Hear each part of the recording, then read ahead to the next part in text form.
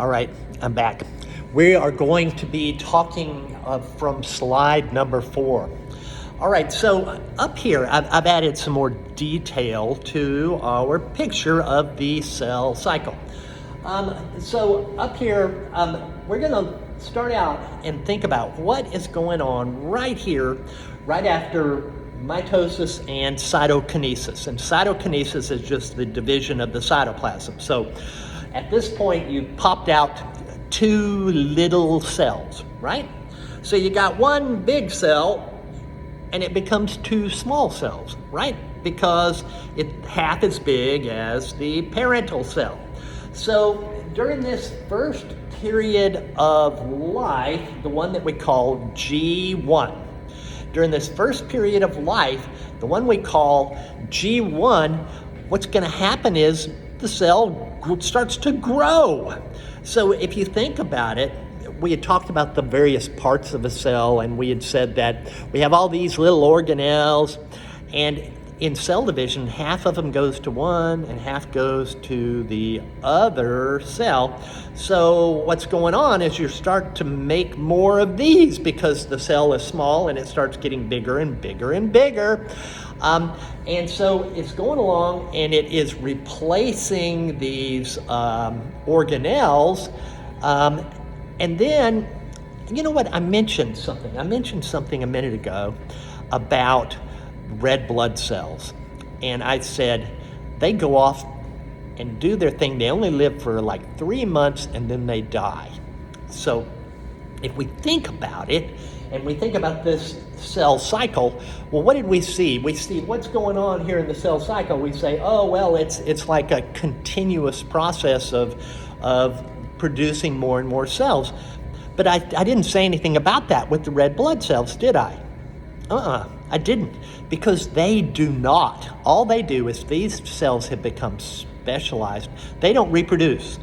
So these specialized cells go off and do their job, live their life, and then die of old age. So cells that are become mature and go off and live their life and do some very specialized job and then die, leave in what we call G0. So G1, we said, what do? They get bigger and they start reproducing all of these organelles because half of them went to their sister. And then we had said in some cases, they don't ever go through cell division again. They go off and live their life and do their thing. Okay, but that's only some of them, right? Some of them do stay in the cell cycle. So what's the next thing that needs to happen? When we talked about at the very beginning, we had said that we had a parent cell that produced 2 genetically identical daughter cells. Genetically identical. That means both of those cells got all of the genes that the parent had. So if we're going to do that, at the end, we said now we're talking about those cells that stay into the cell cycle. If we're going to produce 2 daughter cells with the same genes, we got to make a whole extra copy of the DNA. We have to copy, in the case of humans, we have 23 pair of chromosomes. And you got to make a copy of all of that stuff. You know when you do that? Right here in synthesis. The S phase stands for synthesis. And what we're saying is you're going to synthesize a whole bunch of DNA. So if you have 23 pair of chromosomes, that's 46 chromosomes. Well, you've got to make copies of every one of those. So you've got 92 chromosomes. You literally have, now you have made a complete second set of those 23 pair by the time you come to the end of the synthesis phase. Because again, what are we talking about? We're talking about the life of a cell, and ultimately, and this is of a cell that is continuing to go through cell division, and as a result of that, looking ahead, it's going to have 2 sets of all of its chromosomes, and this is where you make them, in the S phase.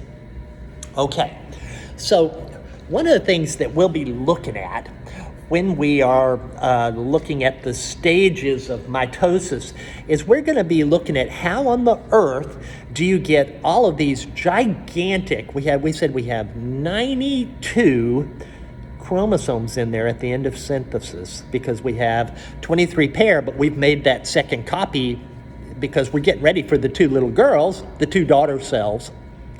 They're not girls, but you understand what I'm saying. The 2 daughter cells, we're ready for the 2 daughter cells.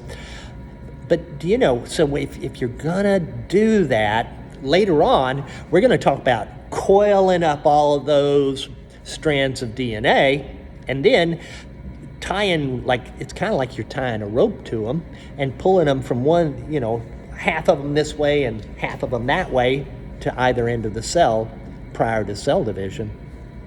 So in order for that, you've got to make a bunch of stuff to get ready for mitosis.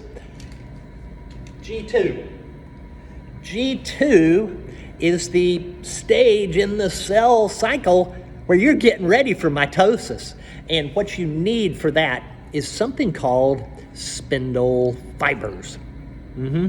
Spindle fibers are like little ropes that are going to tie to those chromosomes, and they're going to pull one set of chromosomes to one end of the cell, the other set of chromosomes to the other end of the cell, and then the cell is going to divide, and both of those baby cells, both of those daughter cells are going to have a complete set of the DNA. And so G2 is making all of the stuff that is necessary for mitosis. The next thing we talk about. So what we've talked about so far is down through slide 6. I was just looking at my slides. So it says on slide 6, it says interphase. Now what did we say? What is interphase? That is from here at the beginning of the G1 all the way through S, all the way through G2, getting ready for mitosis. So it's that entire time is interphase. And then when we are ready to divide the nucleus, that is the mitosis, that small bit at the very end, which we call mitosis. I'm going to stop right there and we'll come back and talk about mitosis.